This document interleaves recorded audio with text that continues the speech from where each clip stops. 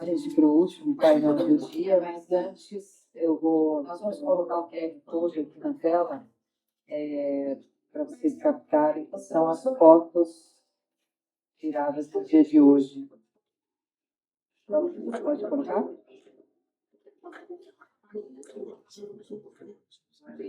É aqui.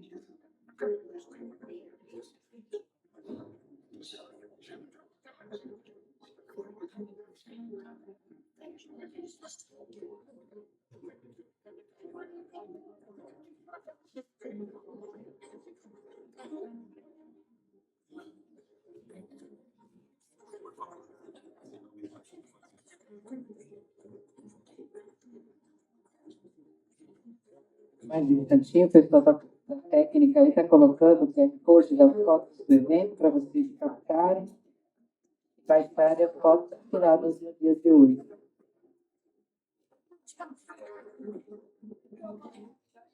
Aí está.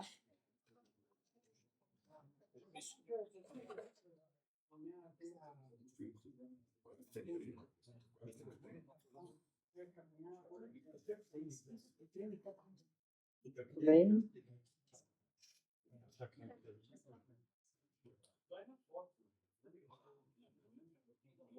Deu para todo mundo captar, né? Então, vamos lá, vamos dar prosseguimento ao último painel, que será com o tema A Importância da Metrologia nos Protocolos dos Centros de Diagnóstico por Imagem, CDI. Eu convido ao palco como moderador deste painel o senhor Marcelo Bosch. Isso? Bosch? Boeger, sócio consultor da Abrafac e Hospitalidade Consultoria. Bem-vindo. Só vou apresentá-lo. Marcelo é sócio consultor da Hospitalidade Consultoria. É mestre em planejamento ambiental e mestre em gestão da hospitalidade. É diretor dos comitês na Abrafac, é professor do MBA da Educação Executiva em Saúde da Fundação Getúlio Vargas, Fundação Dom Cabral e coordenador do curso de especialização em hotelaria e facilities no Hospital Israelita Albert Einstein. Muito bem-vindo às suas contextualizações iniciais deste painel e depois eu apresento o pessoal que vai fazer palestra.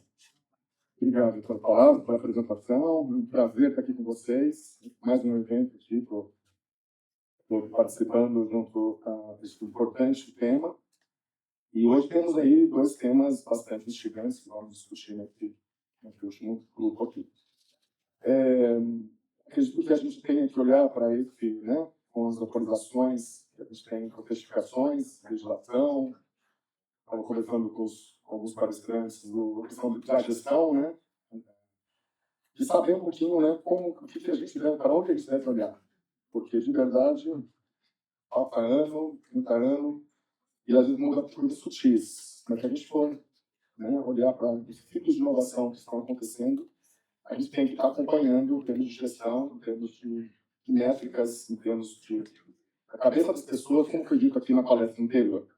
Então, eu queria dar boas-vindas a todos, desejar que seja um evento produtivo, agradável, como tem sido aí desde o começo. E vou passar a palavra para a nossa mestre de cerimônia, montar aqui a nossa mesa, depois teremos debates, então fica aí atento, já no teu radar, se tiver alguma pergunta, ao final a gente vai abrir para poder discutir aqui em conjunto. Obrigado. Obrigado, Marcelo. Vou pedir para você retornar até para poder assistir a apresentação. Então, vamos lá para a primeira apresentação deste painel com o tema Metrologia aplicada aos serviços de diagnóstico por imagens. Eu convido ao palco o senhor Felipe Cavalcante, especialista em física médica do radiodiagnóstico. Bem-vindo, Felipe, para apresentá-lo. Felipe é bacharel em física, com ênfase em física médica pela Unicamp, onde também fez residência em física médica do radiodiagnóstico. É especialista em física médica do radiodiagnóstico pela ABFM. Ele atua em assessoria e controle de qualidade em equipamentos e serviços na área de radiodiagnóstico, na empresa Rádio Dimenstein e Associados. Bem-vindo, Felipe. Boa apresentação.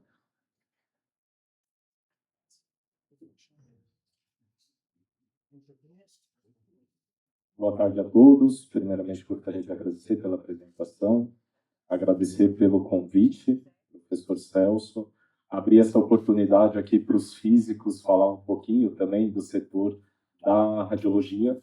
É um tema bastante intrigante. Hoje a gente tem um público aqui multiprofissional, né?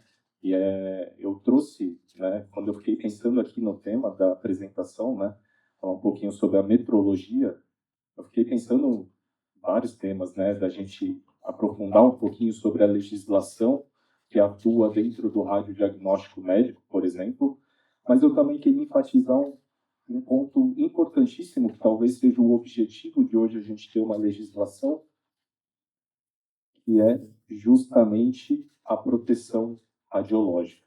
Se hoje a gente tem uma norma muito bem fundamentada, o objetivo principal é a proteção radiológica para a segurança de quem? Do paciente e do trabalhador que está ali recebendo aquela radiação espalhada, né? Bom, estão feitas as devidas apresentações. É claro que tem conflito de interesse nessa apresentação, até porque eu atuo em hospitais, em clínicas, prestando controle de qualidade nos serviços. Então, vamos lá.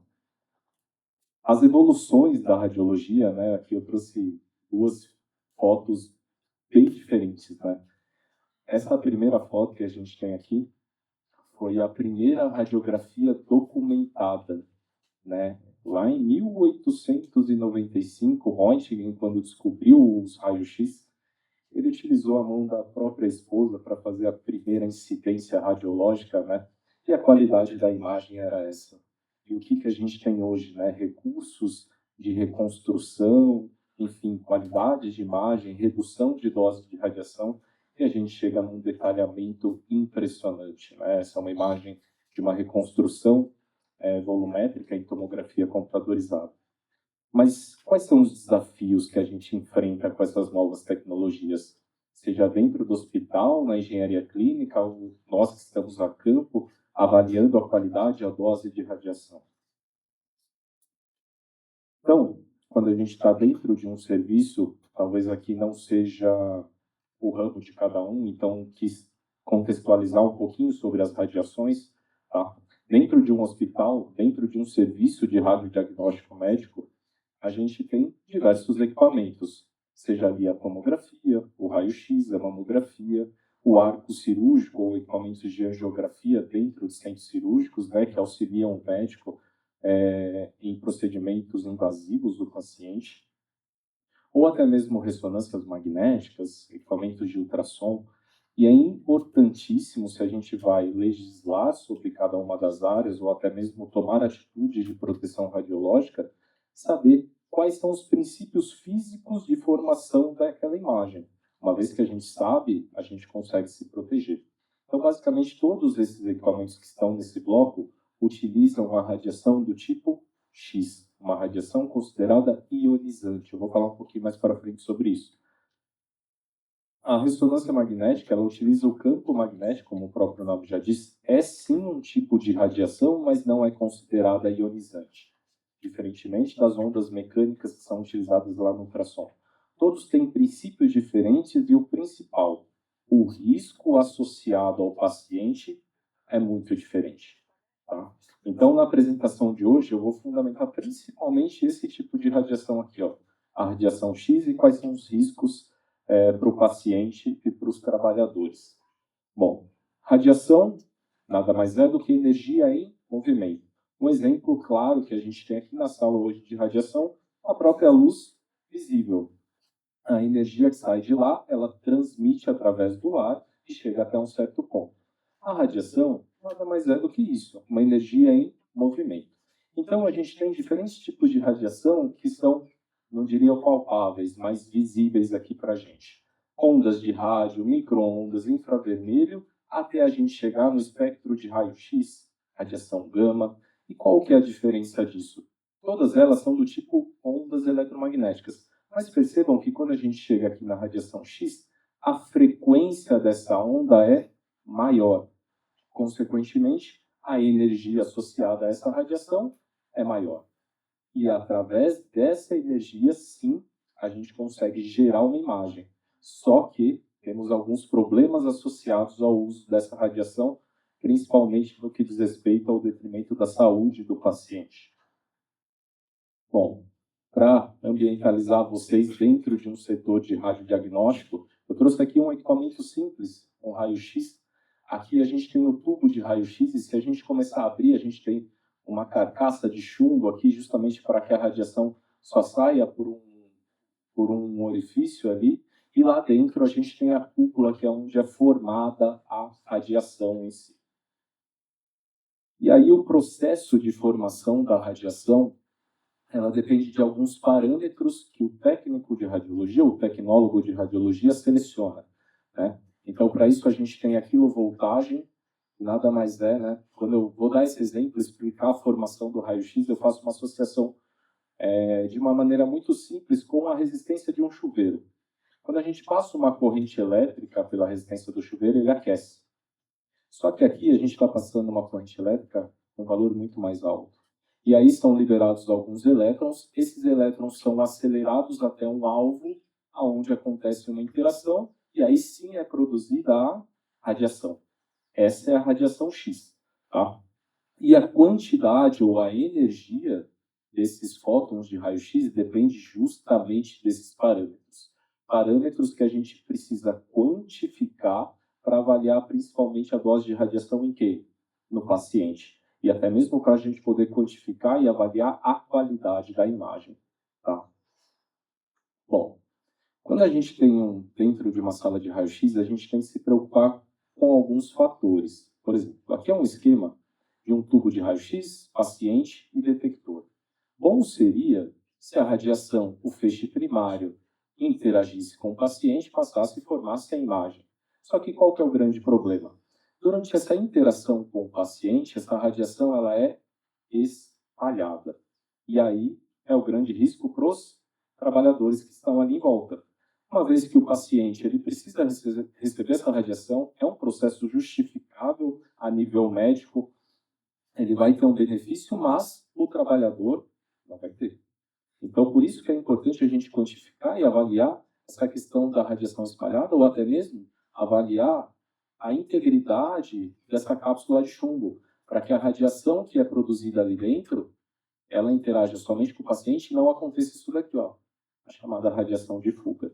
Para isso, existe uma avaliação que é feita por nós físicos, a cada 4 anos, a gente faz um teste de fuga, fecha a saída aqui do colimador com chumbo, irradia e verifica o quanto de radiação está sendo espalhada ali pelo tubo.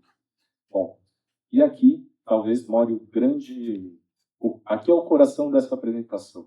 Por que a gente precisa falar de segurança de legislação em radiodiagnóstico médico? Justamente por conta dos efeitos biológicos da radiação. Tá? Então, a gente divide em 2 grandes grupos os efeitos biológicos. Efeitos estocásticos e efeitos chamados reações teciduais. Cada órgão do nosso corpo ele tem uma radiosensibilidade. O que quer dizer isso? Significa que se eu entregar a mesma energia de radiação para órgãos diferentes, eles têm absorção dessa quantidade de maneira diferente. Tá? E cada órgão tem, vamos estabelecer assim, como se fosse um limite de dose de radiação. Se eu extrapolar esse limite de dose, como, por exemplo, sintomas que podem acontecer, o eritema, a necrose da pele, opacidade ou catarata do cristalino, se eu extrapolar, são efeitos que vão acontecer no paciente. Não é uma probabilidade, isso vai acontecer. Só que, Felipe, mas eu trabalho no hospital, eu eventualmente recebo uma radiação espalhada ou qualquer coisa do tipo. E o que isso pode gerar? Eu não estou extrapolando esse limite de dose. Aí entra os chamados efeitos estocásticos. E o principal dele é o câncer. Tá? A radiação, a gente fala que na radioterapia ela cura o câncer, mas ela também, de maneira errada, de maneira desenfreada, ela pode gerar o câncer. Então, o efeito estocástico é justamente o câncer. E aí, a gente fala em probabilidade, não é uma certeza. Felipe, eu trabalhei 10, 20 anos, 30 anos com radiação, eu vou ter câncer? Não dá para a gente afirmar isso agora. Se você utilizou todas as medidas de segurança de proteção radiológica, diminuiu ao máximo a sua interação com a radiação, a sua probabilidade de desenvolver um efeito estocástico, ou seja, por exemplo, o câncer, é baixa. Por isso a importância da gente sempre falar em segurança em radiodiagnóstico médico. E aí, a gente fala que, por exemplo, o câncer é um inimigo silencioso, porque os estudos que se tem sobre o câncer originado devido à radiação, eles aparecem, muitas vezes, 40 anos depois da incidência à radiação. Ou seja, às vezes a gente tem aquela falsa segurança. Poxa, hoje eu não estou sentindo nada, não estou tendo nenhum efeito, por que eu vou me proteger da radiação? Só que os estudos mostram que a maior parte dos tipos de câncer que aparecem é 40 anos depois. Salvo algumas exceções, como leucemia, que podem aparecer 5 a 10 anos depois da incidência de radiação. Então, é um tema extremamente importante que a gente tem que tratar dentro do hospital, principalmente com treinamentos periódicos para a equipe, para que elas auxiliem de maneira correta, principalmente o paciente e os acompanhantes, muitas vezes, dos pacientes. A gente tem que ter um cuidado especial com os pacientes pediátricos. Eles são muito mais radiosensíveis, ou seja, absorvem a radiação muito mais. E se a gente parar para pensar que a criança recebe essa radiação de maneira muito cedo, a gente tem que pensar que ao longo da vida dela, ela ainda vai ser necessário ainda fazer muitos tipos de exame e ela vai receber aquela radiação. Então, hoje, se a gente for nos principais congressos de proteção radiológica aí pelo mundo, o assunto principal é a proteção radiológica nos pacientes pediátricos. Bom, espero não ter assustado, realmente a radiação é algo perigoso, que a gente precisa tratar com cuidado. Mas, afinal, então, o que dá esse respaldo legal para a gente poder trabalhar com a radiação? Justamente a legislação. Então, no nosso país, a gente tem 2 grandes órgãos que legislam sobre o uso de radiações ionizantes. O primeiro dele é a CNEM, ou também chamada de CENEM, Comissão Nacional de Energia Nuclear, né? No que diz respeito ao radiodiagnóstico médico, ela atua principalmente na saúde do trabalhador. Não estou falando de medicina nuclear ou de radioterapia, no qual ela fiscaliza esse serviço. No que diz respeito só ao radiodiagnóstico médico, quem fiscaliza é um outro órgão que eu vou falar mais para frente. Mas no que diz respeito à saúde do trabalhador, os limites de dose que ele pode receber, a gente vai encontrar, por exemplo, na norma 301, que inclusive recentemente, se eu não me engano, no ano passado, teve uma atualização com relação às diretrizes básicas de produção radiológica. Vamos saber qual o limite do dosímetro que o trabalhador pode receber durante a jornada de trabalho. A gente vai encontrar justamente nessa norma. Mas o órgão que fiscaliza quem trabalha em engenharia clínica dentro de serviço de radiodiagnóstico sabe muito bem que o órgão que fiscaliza os serviços é a Agência Nacional de Vigilância Sanitária, a Anvisa. Tá? E para quem trabalha no radiodiagnóstico, é importantíssimo conhecer a última publicação no que diz respeito às normas de qualidade para radiodiagnóstico médico, que é a RDC número 611. Quem é da área aí já deve ter ouvido falar lá da portaria 453, que era de 98. A atualização veio só em 2019, na publicação da RDC 330. Teve uma mudança de texto, aí publicaram a RDC 440, e aí eles decidiram juntar a 330 e a 440 na 611. E foi batido o martelo. Essa é a última portaria que diz respeito ao radiodiagnóstico médico, publicada em 2022. Muito recente. Então, os serviços ainda estão em processo de adaptação. O que essa norma trouxe de novo para os serviços de radiodiagnóstico? Controle de qualidade, principalmente em novas tecnologias, lá em 98, não era uma realidade a placa DR no raio-x. Agora é. Então, em 2022, foi publicada essa norma para trazer esses conceitos mais atuais. E aí, é interessante saber que a RDC ela tem um corpo bem extenso ali, se eu não me engano, são 60 páginas, no que diz respeito à estrutura de um serviço de radiodiagnóstico, mas ela tem as chamadas instruções normativas. Então, cada uma das modalidades do radiodiagnóstico, ela tem a sua instrução normativa. É aqui que a gente vai encontrar o que um equipamento tem que ter, quais são os testes de qualidade, quais são as frequências, quais são os limites, enfim. Deixa eu ver, eu acho que eu coloquei um exemplo aqui. Aqui é só um recorte de uma das instruções normativas, a instrução normativa número 90 da RDC 611, no que diz respeito a raio-x convencional. Então percebam que ele tem todos os testes de qualidade, quais são as periodicidades, quais são as tolerâncias e até mesmo, isso daqui é uma coisa nova para a nossa legislação, o nível de restrição do equipamento. O que significa isso?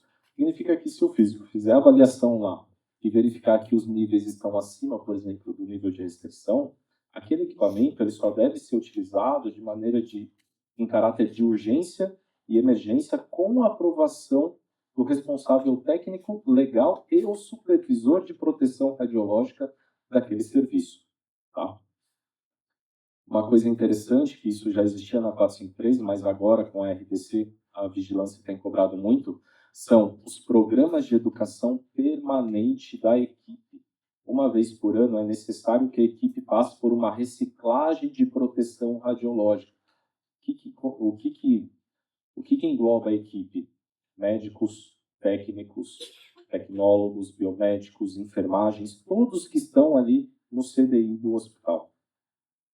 Que o serviço tenha um programa de garantia de qualidade bem fundamentado, com os controles de qualidade em dia, e um programa de proteção radiológica bem definido em caso de urgência, emergência, enfim, de acidentes radiológicos. Bom, e aí, como que a gente coloca em prática a proteção radiológica, né? Vocês, gestores ali do serviço que tenham radiodiagnóstico, afinal, como que a gente coloca em prática tudo isso que eu falei, tudo isso que a legislação traz, né? Então, eu trouxe de maneira prática alguns exemplos aqui para vocês. Primeiramente, a gente precisa otimizar as exposições médicas. Quando eu falo exposições médicas, são as exposições dos pacientes. Utilizar a menor dose de radiação possível para que se ainda tenha a qualidade da imagem. Limitação de doses individuais. A gente limita a dose em quê? No paciente? Não. Até porque o paciente muitas vezes necessita de uma dose a mais, dependendo do diagnóstico. Mas a gente limita a dose nos trabalhadores. Eles não precisam estar recebendo aquela dose de radiação. Por isso eles são dosimetrados, utilizam os dosímetros para a gente verificar qual que é o limite de dose que eles podem receber. E, por fim, o controle das instalações, verificando as blindagens através de levantamento radiométrico, enfim, tudo isso. Através desses três pilares aqui, se a instituição possui a otimização da exposição dos pacientes, o limite de dose nos trabalhadores e o controle das instalações, bem como a garantia de qualidade dos equipamentos, com certeza a proteção radiológica está sendo aplicada naquele serviço. E aí, como que a gente otimiza as exposições médicas? Quem trabalha na área já deve ter ouvido falar desse termo aqui, ó, ALARA. Traduzindo, né, do inglês, traduz como tão baixo quanto razoavelmente possível. Então, a gente vai usar a menor dose de radiação possível sem perder a qualidade da imagem. Tá? Felipe, se eu subir a dose de radiação, a qualidade vai ser boa? Vai até um certo ponto. Mas é necessário? Às vezes não. Lembra que a gente falou sobre os efeitos estocásticos da radiação, como câncer? Quanto mais radiação a gente receber, maior é a chance de desenvolver, por exemplo, o câncer. Então, por que não reduzir essa probabilidade? A gente precisa estar com uma garantia da qualidade ativa. As instruções normativas trazem todos os testes de qualidade que os equipamentos têm que ter. Uma vez que esses testes estão em dia, a equipe está utilizando de maneira adequada as técnicas, os acessórios, dificilmente a dose vai estar acima do permitido ali para o paciente. E a gente utiliza também os níveis de referência de dose para paciente. Então, imaginem que vocês vão fazer, por exemplo, uma radiografia de tórax. Existe um nível de referência, uma dose. Então, quer dizer que se o técnico está utilizando um KV, um MAS muito mais alto, essa dose vai ser superior a esse nível de referência. E, por isso, a gente precisa otimizar esse tipo de exposição. Bom, alguns fatores que influenciam muito na dose de radiação, seja no paciente ou até mesmo no trabalhador. A colimação da radiação. Na saída do tubo de raio-x, a gente tem lâminas de chumbo que limitam a área de interesse ali que vai ser irradiada do paciente.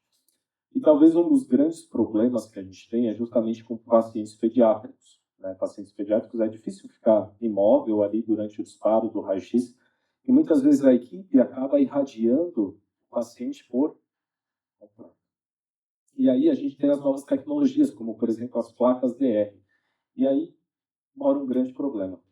Muitas vezes, por ter uma imagem digital, o técnico vai e somente recorta a imagem, sendo que o paciente foi irradiado por completo. Isso é um grande problema. Esse daqui é um exemplo prático que a gente aplica em alguns treinamentos, um simulador antropomórfico aqui de tórax, no qual a gente irradiou ele, colocou um detector de radiação aqui bem próximo a ele, é como se fosse, imagine que tivesse um acompanhante aqui. Muitas vezes, não sei se vocês já fizeram alguma imagem de raio-x ou tiveram que acompanhar alguém para confortar ali, seja um paciente idoso ou uma criança, enfim. E muitas vezes outras pessoas ficam bem próximas. Se a gente medir a radiação com a colimação toda aberta aqui em disparo, a gente tem esse valor de dose. Se a gente tomar já uma certa distância, esse valor cai de 43 para 8. Agora, se a gente colimar de maneira correta na coluna aqui, por exemplo, do paciente, um exame de coluna, esse valor na proximidade cai de 43 para 7. E mais que isso, se ele estiver colimado e ainda assim utilizar a distância como meio de proteção radiológica, esse valor reduz para 1 microsievert. Ou seja, são treinamentos que a gente precisa fazer com a equipe e mostrar em números a efetividade de alguns parâmetros de redução de dose. Tá? Aqui alguns exemplos para vocês entenderem o que os parâmetros influenciam na qualidade da imagem. Né? Uma radiografia de tórax feita com uma quilovoltagem mais baixa, muitas vezes não é suficiente para que se tenha a qualidade da imagem. A gente precisa subir a quilovoltagem. Uma avaliação que a gente realiza em tomografia, utiliza Phantom simuladores aqui, uma região toda uniforme de água para averiguar ruídos, artefatos do equipamento. Então percebam que se a gente utiliza, por exemplo, um MAS de 200 ou de 50, o ruído na imagem é considerável. Mas em compensação aqui a gente tem uma dose de radiação muito alta, né? Um desvio, um ruído na imagem de 4 quantificado, enquanto que no 50 MAS, um quarto do MAS, a gente tem um ruído muito superior, né? Um outro parâmetro interessante que a gente verifica agora de maneira qualitativa, visual, são essas estruturas de baixo contraste, né? Se eu realizar com 50 MAS ou com 200 MAS, a gente tem uma diferença brutal de baixo contraste. Então, nem sempre é somente necessário olhar para a dose. A gente precisa olhar a qualidade da imagem. Então, a gente precisa testar todos os protocolos da máquina para verificar se está utilizando de maneira correta para que a gente chegue no contraste ideal do serviço. Vou passar um pouquinho mais rápido. Então, aqui a gente tem um outro parâmetro. Na reconstrução da tomografia, as imagens podem ser reconstruídas com uma fatia bem fina, uma fatia mais larga. Tomografia, eu sempre gosto de dar o exemplo do pão de forma. Se a gente cortar em fatias mais largas, a gente vai ter um ruído menor na imagem, mas em compensação o detalhamento não vai ser tão bom. A gente não vai conseguir visualizar pequenas estruturas, que a gente vai conseguir visualizar, por exemplo, se a gente fizer cortes mais finos. Então, tudo isso é importante treinar a equipe a nível de proteção radiológica e qualidade da imagem. Aqui foi um outro treinamento que a gente realizou lá no Hospital Albert Einstein com os residentes da angiografia, no qual esse é um equipamento utilizado em centro cirúrgico, né? Então auxilia o médico através de imagens de raio-x para a colocação de catéter, enfim, e outros processos menos invasivos por conta do uso da radiação. Esse é um equipamento que ele ajusta a quantidade de radiação de acordo com a espessura do paciente, de maneira automática. Ele não seleciona a KV, MAS, enfim. E aí, durante a aquisição, durante o procedimento, muitas vezes o médico deixa nessa configuração lateral, muitas vezes nessa configuração. E qual que é o impacto disso para a dose no paciente, né? Então, a gente percebe que o equipamento vai selecionar parâmetros diferentes para cada uma das aquisições e o valor de dose de radiação também é muito diferente. Isso é importante a gente mostrar para a equipe médica, principalmente, que quando ele está utilizando uma vista de perfil, a dose de radiação é mais que o triplo. Na verdade, é um pouquinho menos que o triplo da dose de radiação, se utilizado num póstero anterior. Como eu falei para vocês, existem níveis de referência de dose. Então, se a gente chega num comando de raio-x, a gente vai ver lá que, para um paciente padrão de 60 a 75 quilos, o técnico vai utilizar crânio AP 63 kVs, 50 MAS. O físico, uma vez por ano, vai lá e vai medir essa dose de radiação para a gente verificar se está dentro dos níveis de referência da legislação. Assim como em tomografia, que aparece o relatório de dose no final do exame, ele tem um indicador de dose que pode ser comparado com a legislação para verificar se está dentro dos níveis de dose de referência. E, por fim, senão vou estourar muito tempo, eu vou falar de maneira bem rápida aqui da limitação de doses individuais no trabalhador. Isso, muitas vezes, é um problema para quem é da segurança do trabalho ou engenharia clínica, que coordena esses níveis de dose que os trabalhadores recebem. Bom, para isso, os trabalhadores eles são dosimetrados, né? Para cada área tem o seu tipo de dosímetro, em geral é utilizado esse na região do tórax, a região mais exposta, mas nós temos do tipo anel, do tipo pulseira, ou até mesmo do tipo cristalino, depende da área. Esse daqui é mais indicado em radiologia intervencionista, ou aqui na medicina nuclear a gente tem o anel ou a pulseira por conta do manuseio de radiofármacos, né? E aí, quais são os limites, né? Essa é a grande briga. Quais são os limites? É lá na norma da CNEM, da 301, que a gente encontra os limites. Em geral, né, para ficar mais fácil, essa tabela é um pouco complexa, a gente fala que o trabalhador, se eu somar as doses de janeiro a dezembro, ela não pode ultrapassar 50 milisievert.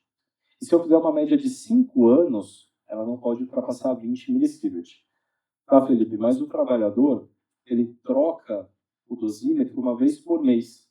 Então, ele está utilizando o dosímetro, terminou aquele mês, ele vai receber um novo, aquele que ele estava usando vai ser feita a leitura, para saber a quantidade de dose de radiação que ele recebeu. Existe um limite mensal? Limite não, mas existe um nível de investigação. Se o trabalhador passou de 1 milisievert no mês, deve ser aberto um processo de investigação interno pelo serviço, muitas vezes quem coordena isso é a segurança do trabalho ou a engenharia clínica do serviço, para que se entenda o porquê que aquele trabalhador está sendo exposto a tanta radiação. Parece pouco, mas não é. Olha só esse exemplo que eu trouxe para vocês, para ficar um pouco mais fácil de entender esse 1 milisievert. A gente colocou um detector de radiação aqui próximo a um simulador de pelve, né? A gente está utilizando um arco cirúrgico aqui durante o procedimento. Se o trabalhador ficar a 1 metro de distância, ele recebe esse valor de taxa de dose. Se ele está atrás do comando desse equipamento, o valor que era de 342 caiu para 93. Se ele está lá no fundo da sala, 2,65 metros, esse valor reduz para 75. Considerando um procedimento que utiliza mais ou menos 10 minutos de radiação, não que o procedimento vai demorar 10 minutos, mas 10 minutos de radiação, no mês, se ele ficasse aqui próximo ao paciente, para atingir 1 milisievert, ele precisaria acompanhar 18 procedimentos. Se ele fica atrás do comando, que é o mais indicado, ele precisaria acompanhar 66 para atingir esse 1 milisievert. Ou se ele fica mais afastado possível, 83. Então, são vários os fatores que afetam a dose de radiação espalhada no trabalhador. Tá? Então, às vezes a gente pensa, 1 milisievert é pouco. Não é. Se estiver na posição correta, você precisaria acompanhar 66 procedimentos. Lógico que isso varia, é só uma média aqui, mas para vocês terem uma ideia.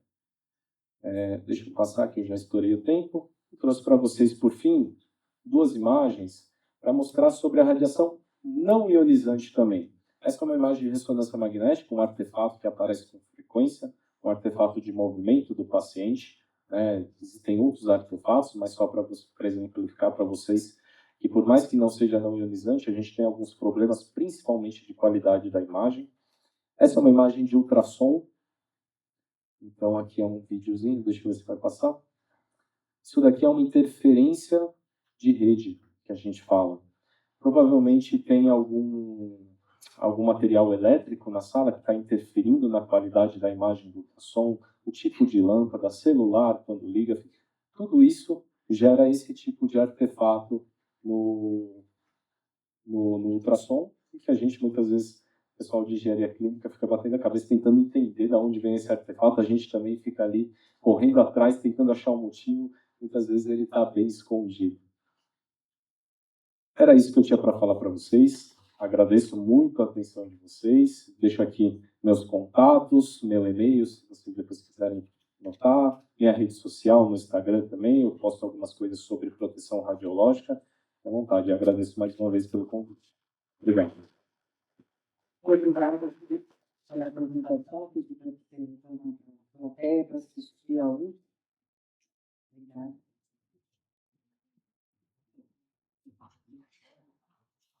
Então, vamos lá com o último tema deste painel,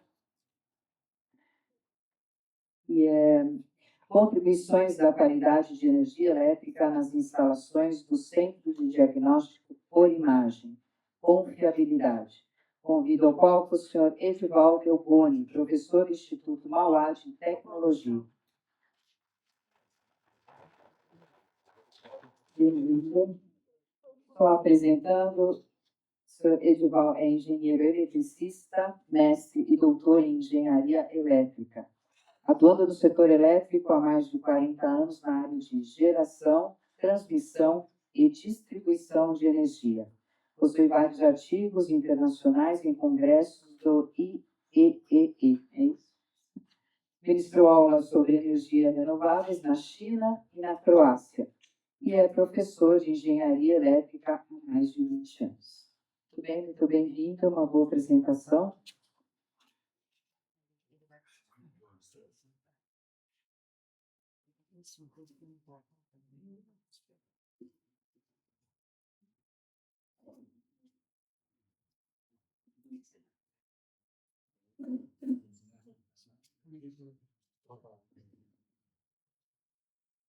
Boa tarde a todos. E agradecer ao professor Celso pela oportunidade de estar aqui, novamente, segundo ano passado. E vou falar sobre a qualidade de energia. Tanto se falou aqui de ISO, qualidade, e também precisa ter os procedimentos para a qualidade de energia também, No checklist, tudo está tudo certinho para não ter problemas na energia elétrica. Então, a definição de energia, qualidade de energia elétrica, tem várias por aí, Mas o que eu mais gosto é... Mas o que eu mais gosto é essa aí, Que é a qualidade de energia elétrica. Qualquer desvio que possa ocorrer na magnitude, no tamanho da onda, na forma de onda ou na frequência da tensão ou da corrente elétrica, tá? Embora também a interrupção também faz parte da qualidade de energia.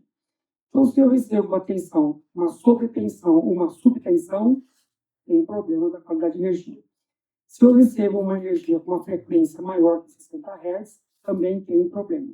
E se for uma onda totalmente distorcida, cheia de harmônicos, também estou com um problema de qualidade de energia. Então, essa definição abrange bem o que é qualidade de energia elétrica. Então, a energia é a tensão que a concessionária te oferece, Você recebe tensão na entrada da sua residência ou da sua indústria, na cabine primária. A corrente é em função da carga que está lá dentro. A concessionária não tem controle da corrente, mas ela tem controle da tensão. Então, você espera uma tensão senoidal e os parâmetros dentro das normas que você contratou, dentro da norma do PRODIST.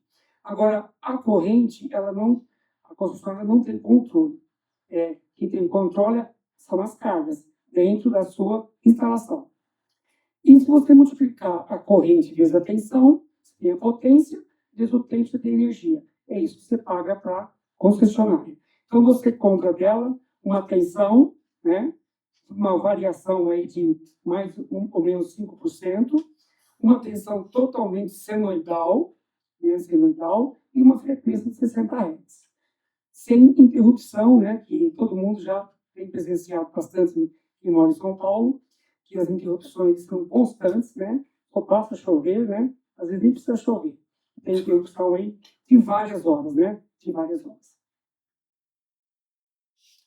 Então, eu tenho aqui, como eu falei que a concessionária te entrega a tensão, tem aqui um slide que, se você tiver aqui dentro 10% para cima ou 10% para baixo, ainda é razoável, embora o PRODIST pegue 5%.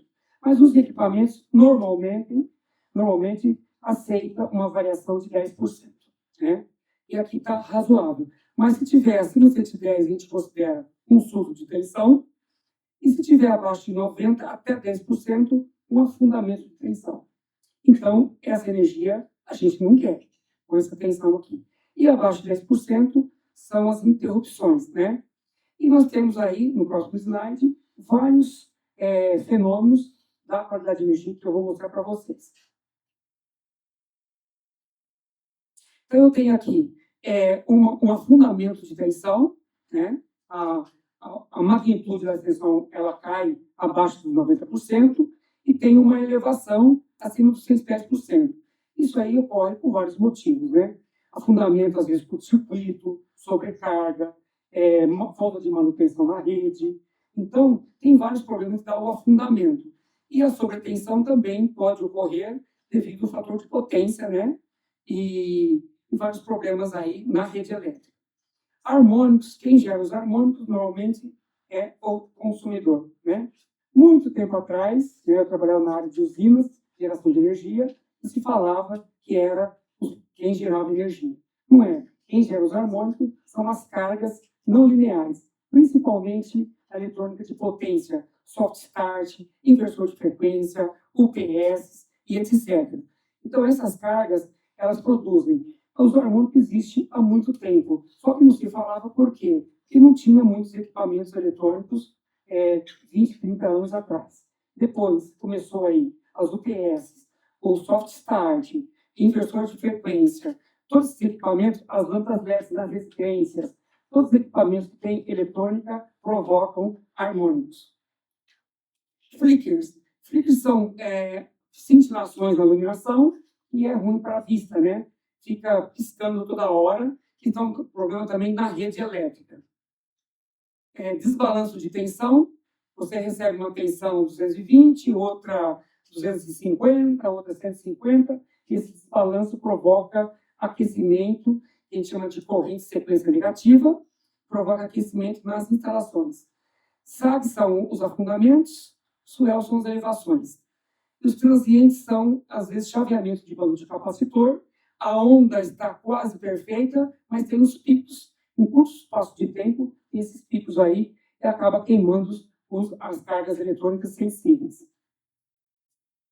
Interrupções, que a gente também passa por vários problemas em São Paulo, e uma variação de frequência que não é desejável.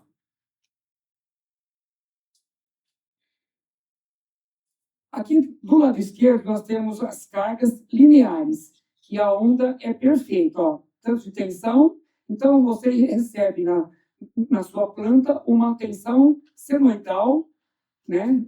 Senoidal, corrente alternada ou tensão alternada, redondinha. Então, quando você tem uma carga linear, você aumenta a tensão, aumenta a corrente. E a corrente também, ela acaba sendo, né, senoidal. Quando você tem uma carga não linear, uma diferença não linear, você provoca distorções na corrente, então sua carga provoca distorção na corrente e a corrente multiplicado pela impedância, pela resistência da rede elétrica, acarreta também harmônico de tensão. Então, a concessionária te entrega uma tensão perfeita, você devolve uma senoide imperfeita. E essa senoide pode afetar os vizinhos. Tá? Os vizinhos. Então, os harmônicos não é culpa da concessionária. Tá? Os harmônicos nós temos que tomar cuidado no consumo. Então, essa onda aqui roxa, né, que você recebe, perfeita, né? E se você tiver um equipamento que emite correntes múltiplas de 60 Hz, que são os harmônicos, por exemplo, um harmônico de terceira ordem, enquanto a tensão dá meia volta, a terceira ordem dá 3 meias voltas, né? Então, 3 vezes 60 dá 180 Hz. Então, essa é um harmônico de terceira ordem. E pode também, no mesmo equipamento, emitir outras harmônicas. Por exemplo, de quinta ordem, enquanto a tensão dá meia volta, a de quinta ordem dá 5 meias voltas. Então, você recebe uma tensão senoidal, somando essas duas não senoidais, vai te dar essa verde aqui, totalmente distorcida, e essa onda totalmente distorcida vai prejudicar toda a sua instalação, inclusive distorções na imagem de diagnóstico, que eu vou falar mais para o final. Os harmônicos de terceira ordem ele tem um grande problema. Por quê? Essas correntes de terceira ordem têm uma corrente de sequência zero. Elas vão todas essas correntes vão para a Terra, vai para o aterramento. Então, você tem, por exemplo, na fase A, 100 amperes, na B e C também. Se você tiver 30% de terceiro harmônico na fase A, mais 30 na B, mais 30 na C, você vai ter 90 amperes no neutro. Muitas vezes você projeta o neutro com a metade da seção da fase. Você fala, neutro não vai passar corrente, que é neutro. Não. Se tiver harmônico de terceira ordem, essas correntes circulam pelo neutro e vai afetar também a sua instalação, principalmente as imagens dos exames. Então, alguns exemplos aí, né? Corrente distorcida causada por cargas não lineares. Ela circula pelas impedâncias do sistema e causa distorções na tensão. Então, veja bem, os harmônicos, eles vêm da corrente, mas multiplicado pela impedância, afeta as tensões. Essas tensões, por sua vez, poderão perturbar outros consumidores.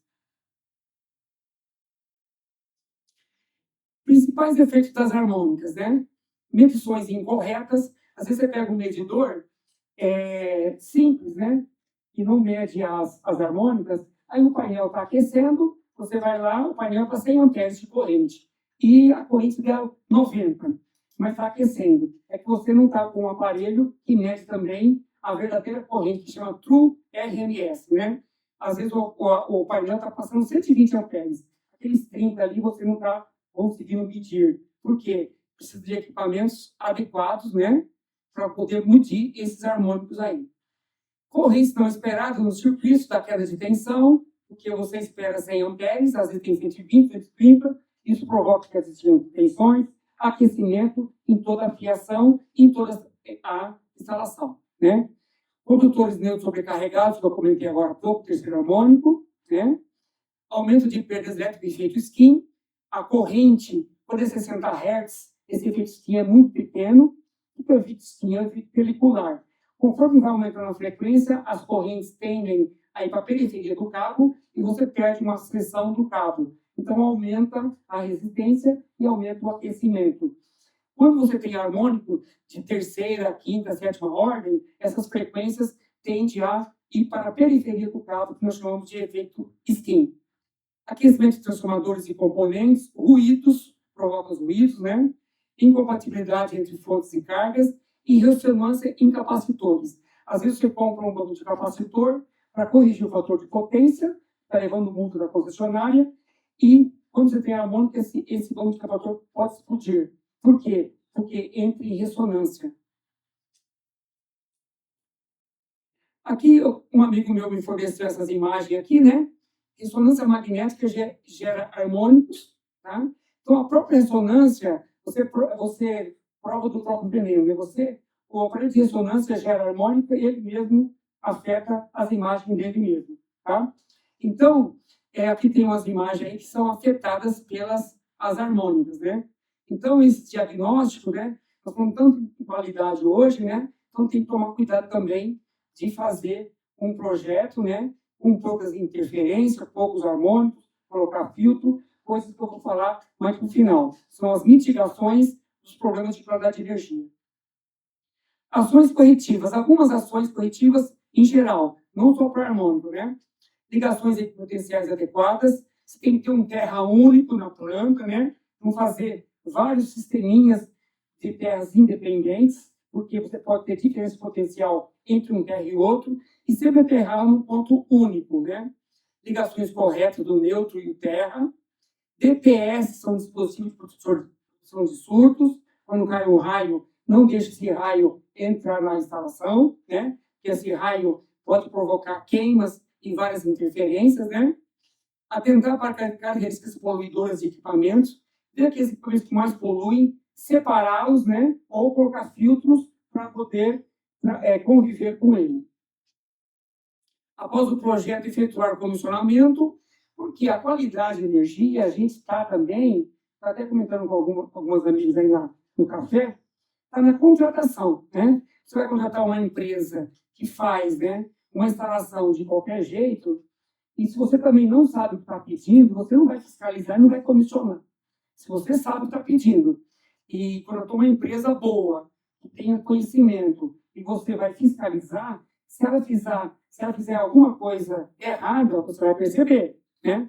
Então, também é na contratação e na fiscalização e no comissionamento que tem que estar toda essa qualidade que nós estamos comentando, né? Cuidado com a ressonância em capacitores, que eu comentei agora há pouco. Atento às normas, né? 5410, que é baixa tensão, a 19, que é média, e também algumas normas aí internacionais, né? Os afundamentos são gerados também por mau contato, ligações inadequadas, sempre está fazendo manutenções periódicas, fazendo reaperto dos conectores, né?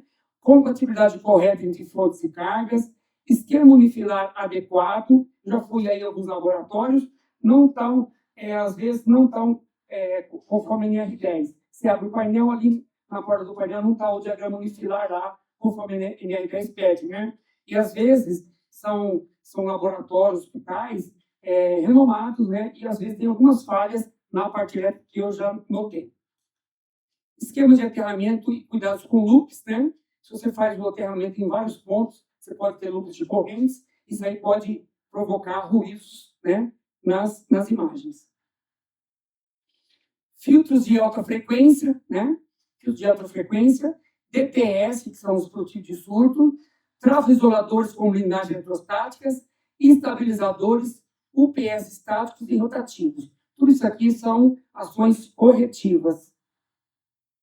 Diesel UPS dumps, geradores, banco de capacitores, compensador de energia reativa, filtros ativos de harmônicos, soft start e BVL. Então, todos esses equipamentos aqui colaboram com a qualidade de energia, né? Tanto para interrupção, como para faltas momentâneas de energia, né? Nós temos as UPS, hoje nós temos as baterias, chama BES, né? Um fala BES, outro fala BES, o que é esse BES aí, né? Substitui o gerador diesel e não deixa nem a lâmpada piscar. Está em paralelo com a rede, tem autonomia aí 2, 3 horas, tá? E pode substituir o gerador diesel até umas 2, 3 horas. Depois, se não voltar energia no tempo, aí você entra no gerador diesel. O gerador diesel é eterno, né? Vai abastecendo. Mas o BES hoje é um grande equipamento que está vindo aí, né? Vai até ajudar as energias renováveis, porque durante o dia você gera muita energia solar, e não tem para quem mandar, né? A carga está leve, em média, e depois você pode abastecer, pode carregar essas baterias aí, para usar às 17 horas, na hora de pico, né? Então, esse BES aí também pode ajudar também os hospitais e os laboratórios. Agora, vamos falar das interferências, né? Eu presenciei algumas interferências em laboratórios, né? Que o laboratório estava tudo bonitinho embaixo, com todas as instalações perfeitas, né? Mas aí, quando você olha no forro, parece aquelas macarronadas, né?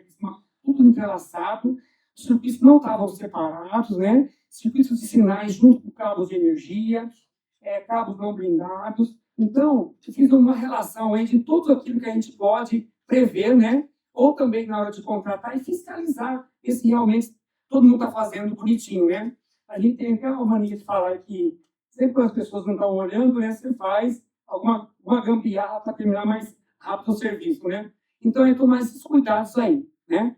Então, as interferências eletromagnéticas, né, elas podem ser geradas por fontes naturais, como descargas atmosféricas, né? Então, colocar um DPS na entrada da planta para não deixar o raio entrar dentro da sua casa, né? Colocar aí vários DPS nas cargas também sensíveis, que às vezes um raio até 500 metros provoca induções, né, dentro da planta e pode afetar toda queimas de eletrônicos, né, e também interferência nas imagens.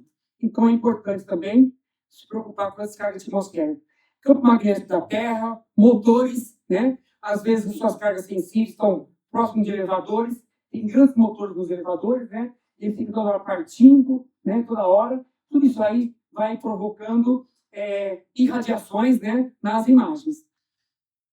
Radiotransmissores, às vezes as empresas de telecomunicação colocam uma antena do lado do laboratório do hospital. Essa antena de alta potência vai provocar interferências eletromagnéticas nos seus aparelhos de imagem, né? Nós temos duas formas de propagação. Uma conduzidas via cabo de energia ou sinal. O que é? Separar os cabos. Se tem um cabo de sinal, por exemplo, um circuito que vai alimentar um raio-x, ressonância magnética, né? Tomografia. Colocar essa fiação num quadro separado do quadro de energia, para ter mais cargas. Colocar um céu tubo, que tem aqui uma blindagem, tem uma fita metálica em volta. Você pode aterrar em ponto único, né? Não pode aterrar em 2 pontos, que vai ter circulação de corrente, vai ter indução também. Então, aterra em ponto único e fazer essa separação para que você evite, né, esse problema de ou a conduzida ou a radiada, né? A conduzida vem pelos cabos de energia ou de sinal e a radiada vem através do ar, né? Como campo eletromagnético, exemplo, um tomógrafo pode apresentar ruído ou faixa de imagem, né?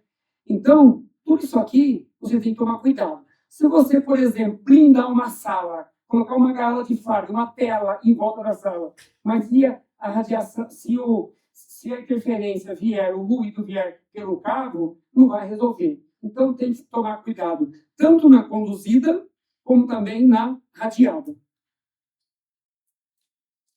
Também interferência por radiofrequência, né? Que são aparelhos de telecomunicação, são ondas irradiadas por de comunicação, transmissores, Wi-Fi, celulares, micro-ondas e rádios. Então, dão também interferência nas imagens. Então, como mitigar, né? Como mitigar essas interferências? Nós temos que evitar, por exemplo, longe de motores, né? Transformadores, elevadores, compressores e ar-condicionado. Hoje, o ar-condicionado, ele tem, né? Todos os aparelhos, até em casa mesmo, você fala, vou comprar um ar inverter. Inverter é inversor. Inversor é em torno de potência. Então, de potência causa harmônico, né? Então, até em casa nós temos esses equipamentos, e principalmente nos laboratórios e hospitais, né? Então, tem que tomar cuidado com os ar-condicionados, que tem eletrônicos de potência, vai dar problema de harmônicos. Isolar equipamentos de alta potência separados. Às vezes tem um circuito separado, mas chega no mesmo quadro. Então, os dois circuitos estão no mesmo quadro, um pertinho do outro. Então, não vai resolver, tá? Tem que isolar os quadros. Evitar rádios ou Wi-Fi, né, de alta potência próximos dos equipamentos. Aterramento e blindagem de sistema de aterramento único e potencial. Sempre que a malha é única, que se você separar as malhas, tem diferença potencial entre uma malha e outra. E diferença potencial acarreta corrente, né? E as capacitâncias podem interferir nas imagens também. Utilizar cabos blindados para sinais de baixa tensão e instrumentação. Equipamentos de alta acessibilidade, né? Empregar salas blindadas. Então, eu sei que as salas de raio-x são salas blindadas, né? Se você usar um equipamento de ressonância magnética e tiver problemas de interferências irradiadas, né? Por que não colocar também junto com a sala, uma sala igual de raio-x também, né? Só fazer uma gaiola de Faraday, uma tela igual aquela de galinheiro, aquela telinha fininha, põe em volta e blinda a sala, né? Blinda a sala para não ter problema das irradiadas. E também cuidado com os cabos, para não vir também interferências conduzidas, né? Então, são as conduzidas e as irradiadas. Então, eu falei da gaiola de Faraday, que é muito importante. Isso aí, pessoal, quando não tiver jeito, né? Mas vamos tentar primeiro fazer tudo seguindo as normas para evitar isso aí. Instalar filtros EMI e RFI na entrada de energia, os equipamentos, né? Monitorar harmônicos, flutuações de tensões, transientes. Hoje nós temos bons equipamentos que analisam energia. Os equipamentos hoje medem qualquer problema de qualidade de energia. Mede flicker, mede harmônicos, mede swell, SAG. Esses equipamentos hoje são muito sofisticados e você pode, né, fazer esse monitoramento contínuo da qualidade de energia. Os estabilizadores, isoladores ou no breaks, para não ter problema de interrupção, né? Seguir as normas específicas, né? Sempre atento às normas, no finalzinho eu mostro algumas aí. Manter separação física de eletrodutos de força e sinal, pelo menos 30 centímetros de distância, né? Um eletroduto no outro do outro eletroduto, para não ter problema. Utilizar eletrodutos metálicos e aterrados em áreas críticas, né? Que funcionam como blindagem. Garantir que o neutro não transporte corrente de retorno para outros circuitos, né? Então, aterrar em ponto único para não ter loop nos circuitos de aterramentos. Realizar medições periódicas de campos eletromagnéticos, tanto de tensão como de campos magnéticos, né? Tesla, né? Inspecionar conexões de aterramentos, aperto de cabos, integridade das blindagens, isso cai na manutenção, né? Sempre está fazendo manutenção periódica. Testar o desempenho de imagem para verificar distorções causadas por ruídos. Aí estão as normas, né? Nós temos uma norma do ProDist aqui, que ele estabelece, né, os níveis de tensões, quais são as variações que permitem, né, que a profissional se entregue, né? Também te dá os harmônicos de tensão, de corrente, para você se basear, né? E outras normas aí normas nós temos bastante. O importante é segui-las, né? Aqui tem alguns dados aqui da ProDist, né? Distorções total de harmônico de tensão, né? DTT. 95% das amostras tem que estar abaixo de 10%, né? A instalação tem 1 kV. Média tensão está aqui, 8%. Essas são as harmônicas pares, né? Essas são as harmônicas ímpares, 2,5 e 7,5. E a terceira ordem, que provoca circulação de corrente pelo neutro, tá? 6,5%, né? E aí, depende do nível de tensão, esses valores mudam também. E aqui eu tenho peguei de um artigo aqui, né? Os aparelhos de ressonância magnética, eles emitem harmônicos, né? Nessa faixa aqui de tensão e de corrente, ó. Pode chegar até 5,6 de corrente. Então, eles também emitem harmônicos, eles também provocam, os harmônicos provocam problema neles também, tá? No problema nas imagens. Então, pessoal, obrigado aí, tá? Estou aberto aí para as perguntas. Muito obrigada, Edival. Aí está o... Pode tirar aqui. Aí está o QR Code da palestra dele, para captarem. E ouvir.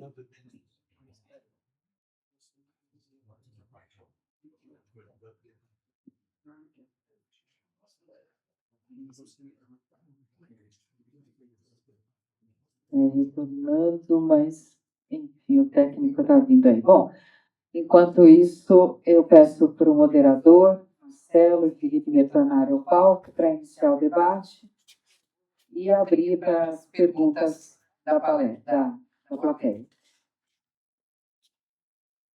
Aí está o QR Code novamente. Tudo bem, Marcelo, a palavra é sua, pode iniciar. Obrigado. excelentes apresentações, né? A gente está aqui com dois grandes especialistas nas suas áreas. E gostaria de estar colocando para vocês, né? Quem quiser fazer pergunta, eu vou fazer uma pergunta para a gente já começar o debate, mas fiquem à vontade em seguida também de fazer. Eu gostaria de começar contigo, né? Seguindo a ordem da apresentação. Você comentou sobre a RDC 311 de 22, né? E que os hospitais estariam ainda se adaptando e que é recente, diante do tamanho das modificações eventualmente necessárias. O que você falaria para o engenheiro clínico ou para um auditor na área de qualidade que objetiva estar atualizado em relação à norma? Por onde começar ou para onde olhar? A experiência que acaba, né, o Guilherme está correndo para vários hospitais e conhecendo a realidade do Brasil, que é muito desigual, né, em relação à região e o tipo de hospital. Então, assim, a norma é para todos. O que você nos recomenda, por onde começar e onde são os principais pontos a serem observados? Obrigado pela pergunta, Marcelo. Bom, foi até legal você ter levantado esse tema, porque por mais que a RDC, a 611, ela foi publicada em 2022, ela já tem um texto preliminar que é a 330, que é de 2019. E interessante porque nesse texto estava previsto que os serviços teriam 2 anos para se adaptar a esse serviço a partir de 2019. Ou seja, se a gente der conta, 2021 já era para todos os serviços estarem adaptados. E aí veio essa atualização de texto, vamos dizer assim, com algumas coisas bem específicas, e já se esperava que em 2022 essa norma tivesse muito bem aplicada nos serviços. A realidade que a gente observa é que os serviços ainda estão engatinhando com essa norma, né? Mas isso se deve muito também à própria fiscalização da Anvisa.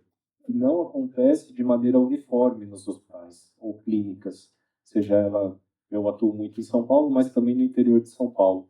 E a gente verifica que, infelizmente, por até um desconhecimento dos fiscais de vigilância sanitária, são solicitadas alguns testes de qualidade que não se aplicam para alguns equipamentos, ou em alguns é solicitado, em outros não. Então, ainda tem-se uma divergência na fiscalização, o que acaba comprometendo muito a qualidade. Se a gente pegar o escopo da RDC, e isso já fica de dica, acho que essa é a pergunta, né, a leitura minuciosa ali da RDC, os controles de qualidade que devem ser feitos, as periodicidades, os serviços que têm implementado a RDC, ou mais que isso, acreditações como o ONAS, CBR, Joint Commission, a própria certificação ACR, a gente vê uma qualidade disparada, assim, de qualidade de imagem e redução de dose. Isso, a nível de gestão, também é importantíssimo, porque reduz custo, por exemplo, de troca de tubo de raio-x. Uma vez o equipamento otimizado, utilizando menos dose de radiação, utiliza menos o tubo de raio-x, tem menos manutenção, tem menos troca, reduz custo, tempo de parada de máquina para troca de tubo importado, enfim. A gente, na pandemia, teve um grande problema, porque um dos principais exames para o diagnóstico era a tomografia. E aí usava-se de maneira, assim, desenfreada. Precisava-se, mas muito. E aí queimava os tubos de raio-x, as fábricas paradas, e aí teve-se um grande problema de importação de peça de tubo de raio-x. Graças a Deus, hoje isso é normalizado, mas a gente tem essa demanda. Então, é importante a engenharia estar atenta a tudo isso, porque isso reduz manutenção dos equipamentos. Então, acho que o que fica de dica é essa leitura minuciosa, verificar o que está sendo realizado ou não, não esperar a vigilância sanitária cobrar que está sendo realizado ou não, porque isso diminui a probabilidade de manutenções aí do equipamento. Excelente, excelente. O risco operacional já começa a gerar um convencimento mais fácil para o gestor, né, se adaptar e adequar. E vou passar aqui a palavra, foi falado uma coisa, entre tantas coisas importantes que foram apresentadas, né, foi comentado sobre a energia tipo BESS, né, acho que é Battery Energy Storage System, né. e acaba podendo substituir geradores a diesel. Você falou que pode ser híbrido, mas existe essa, porque vamos combinar que os hospitais estão trabalhando bastante fortemente na questão dos impactos ambientais em função até das práticas de ESG que constam nas normas que a gente acaba desenhando e avaliando, né? E elimina a emissão de carbono, reduz custo operacional, assim como no caso aqui que vamos conversar, e maior estabilidade da rede. Até que ponto, ou para onde estamos indo para poder substituir por completo, ou isso ainda estamos longe? É o seguinte, o que eu faria, né? Eu colocaria um BES, né? Principalmente nessa região da Paulista, que estão todos os hospitais, né? Por quê? Problemas de meio ambiente, barulho, né? Ruído e tal. O que acontece? Coloca um BES, e normalmente esse BES tem uma autonomia de 2 horas. Então, se a gente, né? Se a concessionária diminuir esse tempo aí de volta de energia, aí seria uma solução legal. Deixaria o gerador diesel no último caso, né? Eu soube que, através de um amigo que trabalha no hospital, teve uma época, a época que caiu aquelas árvores, e os caminhões para abastecer o diesel não chegavam no hospital. Então, se você tem um gás aí, umas 2 horinhas, pelo menos para começar, né? Se ultrapassar essas 2 horas, aí você entra com o gerador diesel. Mas o diesel tem que ter. Por quê? Porque o diesel não tem limite, né? De tempo, né? Só ir abastecendo. Mas tem as duas coisas, tá? Primeiro, se nós tivermos uma qualidade de energia boa, que volte aí menos de 2 horas, você tem que voltar menos de 2 horas. 2 horas é muito para o concessionário não voltar.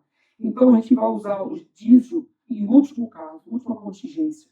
Aí você não teria problema de ambiente, meio ambiente, ruídos, né?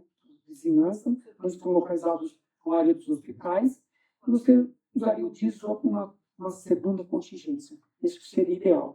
E o BES, só para você ter uma ideia, é uma empresa de energia, a CETEP, eu acho que é uma ISA, ela instalou um BES 30 megawatts, lá em Registro, para atender a região de Registro, até Peruíbe, só para atender o Réveillon na praia, todo mundo vai para a praia do Réveillon. Então, ou eles faziam a linha de transmissão da para construir, que é meio ambiente, passar em vegetação, não ia dar tempo. Cortar energia no Réveillon, ia ter um grande problema. E também, pensando no lado ambiental, colocar o BES lá, 30 megawatts para funcionar por 2 horas, ou 60 megawatts por 1 hora. E atende o Réveillon, depois começou a atender o Carnaval, e agora está atendendo todos os feriados. E substituiu o diesel, né? E é um equipamento agora novo, e eu acho que vai revolucionar e vai atender os hospitais, os laboratórios. Solar e eólico, né? Pode ser solar e eólico. Exatamente. O que acontece hoje, né? Você, principalmente quando tem carga baixa, no Dia dos Pais, em 10 de agosto, tivemos um problema sério de energia. Por quê? A energia solar e eólica são energias intermitentes, frágeis, né? E elas vêm, não tem controle. O Enes não consegue controlar. E elas entraram com tudo. Como a carga estava baixa, quando a carga está alta, fica meio a meio. Mas com carga baixa, elas tomam conta sozinha da distribuição. E aí, chega a 4, 5 horas, o sol vai embora, o sistema, para retomar, dá problema de tensão, instabilidade, e pode ter um blackout. O que aconteceu agora na Espanha foi o problema das energias renováveis. Então, com o BES, você vai carregar todas as baterias, né, durante o dia e vai usar na hora de pico, que é das 17 às 21 horas. Excelente. Isso já é um grande avanço. Muito bem, vamos abrir aí para quem quiser fazer uma pergunta. A gente leva o microfone para você. Aí você fala para quem você gostaria de fazer a pergunta.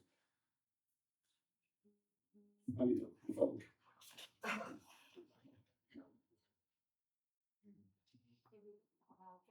você. Como é que você enxerga o tema?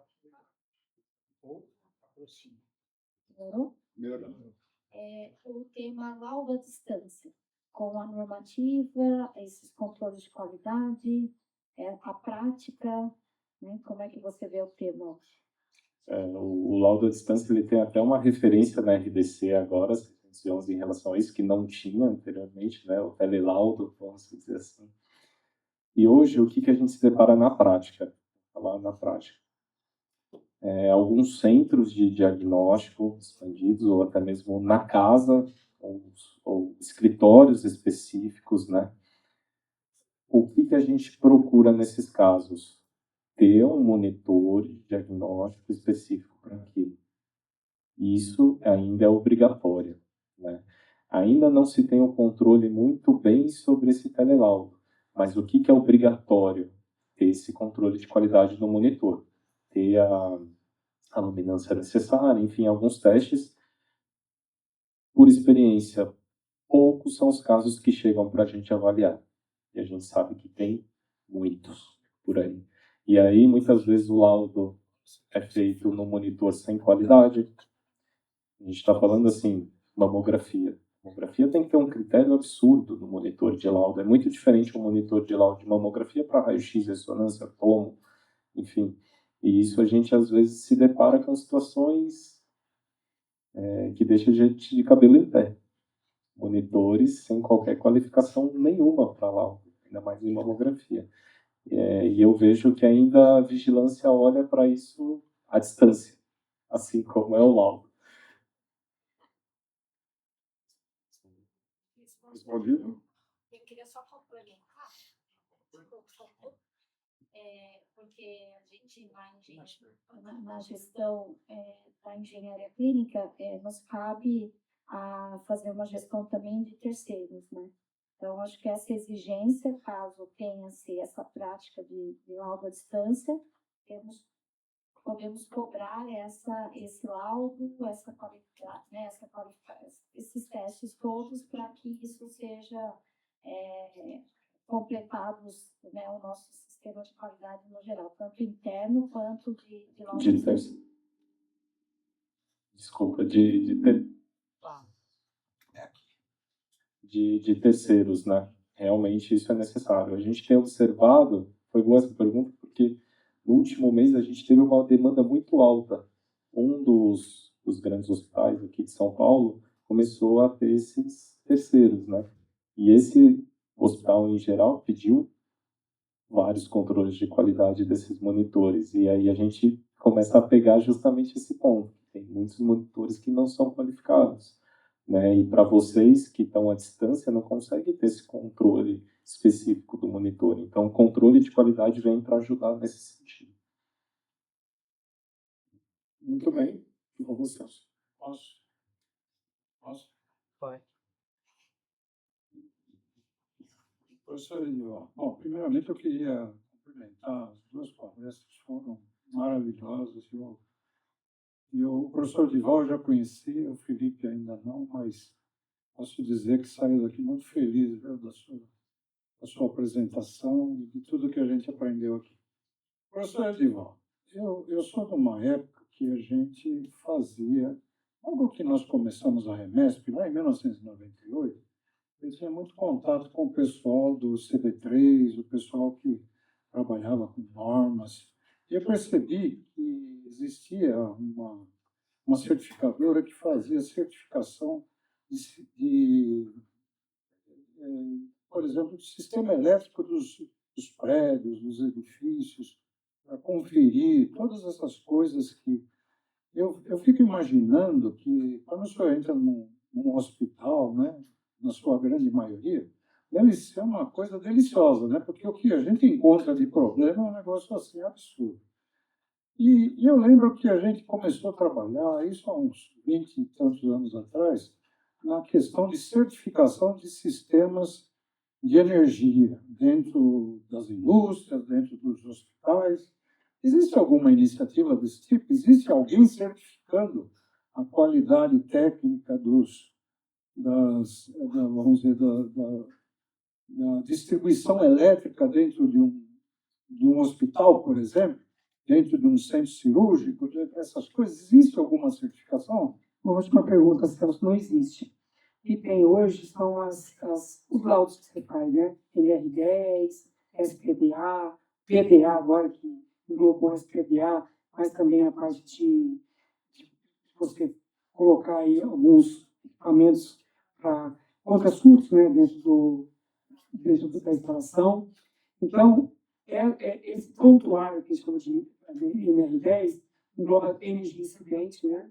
Se trabalhar com painel energizado, aquela roupa que você tem que usar para trabalhar com alto. Então, esse prontuário, eles exigem, tá? Instalações acima de 75 kW é obrigatório ter alguém responsável, alguém habilitado para dar esses laudos aí. Mas essa certificação não tem. Hoje isso parece uma ótima oportunidade de negócio para os profissionais que lidam com qualidade de energia, como o senhor. Pelo que eu pude perceber, já desde a última apresentação, são oportunidades. Né? Amanhã nós vamos ter algumas apresentações aqui sobre gêmeos digitais, pessoas que fazem projetos de hospitais por meio das tecnologias digitais. Né? Então, eu acho que é uma questão importante para ver se esses gêmeos digitais podem ajudar também nesses processos de certificação. Uma excelente oportunidade, porque quando eu estava assistindo aí sobre normas, né, fiquei pensando, né, porque será que tem aí nessa norma 7101, por exemplo, tá lá os procedimentos de manutenção da instalação elétrica, será que tem lá no meio, né? Que lá tem todos os procedimentos hospitalares, né? Fazer isso, fazer aquilo, ver um exame de imagem, fazer um exame, ou tudo que tem dentro do hospital.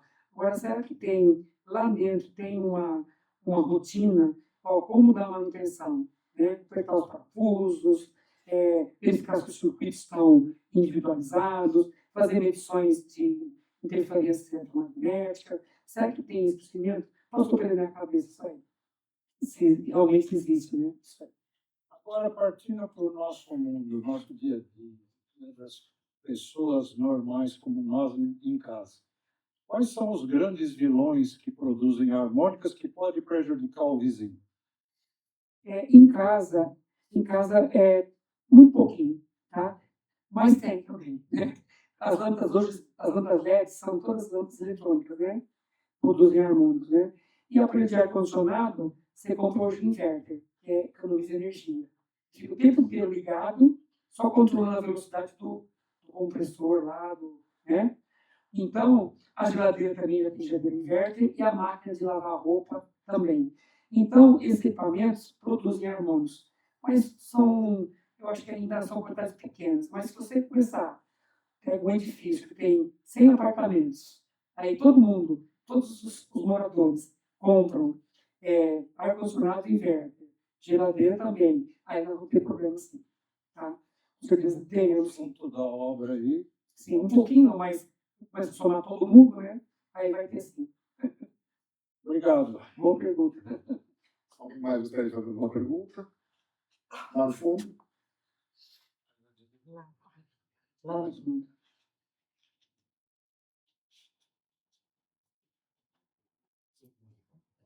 Professor Edval, a respeito dessa ISO 7101, eu ainda não cheguei a ver nada a respeito disso, né, mas eu gostaria de saber a respeito de aterramento. Né? Por exemplo, em hospitais, geralmente a gente usa o aterramento TNS, né? E no centro cirúrgico, alguns hospitais que eu sou da Secretaria de Saúde, né, eu vejo que não tem o sistema IT, que é aquele que protege o paciente, né? Sim. Essa norma 7101, ela compõe isso ou não? Olha, a norma não é calça. É que a norma eu não conheço, eu conheci ela hoje, né? 7101. Mas é o que você falou, o TNS, o neutro é separado do terra, né? Isso é o melhor aterramento que tem, no meu ponto de vista. E o intermédio, na hora de cirurgia, tem que isolar para não ter desligamentos, né? Mas eu acho que deveria ter, sim, né? Eu acho que nesses procedimentos, né? Já que falou dessa 7101, que eu passei a conhecer ela hoje, eu acho que é interessante, sim, se tivesse esse procedimento, né? Vai ser uma tarefa aí, né, Celso, para conversar com os players aí, para ver se tem. Eu não sou conhecedor profundo da norma 7101, eu fui um entusiasta para fazer acontecer. mas ela é uma norma de gestão, né? Ela não é uma norma técnica. Não é o caso das várias IECs que o professor Edival colocou ali, que fazem essas medições todas, estabelecem requisitos e parâmetros técnicos. Seria isso, né? A Andrea está especialista na nossa.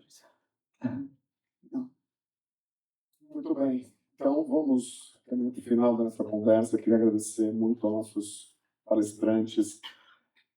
Fica em nosso dever de casa, né?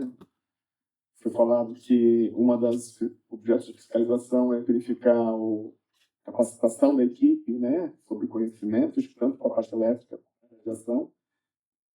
O nosso grande desafio como gestores e como avaliadores ou como desenvolvedores de hospitais é olhar como que essa informação tão escassa que aqui estamos falando para o mundo tão seleto, né, chega na equipe que está lá na ponta, o médico, o físico lá do hospital específico, ou mesmo o técnico de enfermagem ou a própria equipe operacional, né? Tem a mesma coisa para as equipes de manutenção predial, né, que acabam toda aquela como identificar, né, toda aquela lista, né, que faça parte do radar das pessoas que estão nos hospitais no dia a dia. E nós daqui que estamos representando, né, de alguma parte, o interesse aí da população e dos pacientes, que eu acho que é o objetivo principal dessa discussão. Então, eu queria agradecer ao Celso, a figura da REMESC, por mais um evento tão importante, discutindo assuntos tão grandes. Agradecer aos nossos palestrantes pela brilhante didática, né? Foram 2 aulas maravilhosas e a você que está presente. Muito obrigado. Obrigada mais uma vez. Eu vou entregar o certificado do evento, mais a redação, vamos fazer a pauta oficial aqui na frente.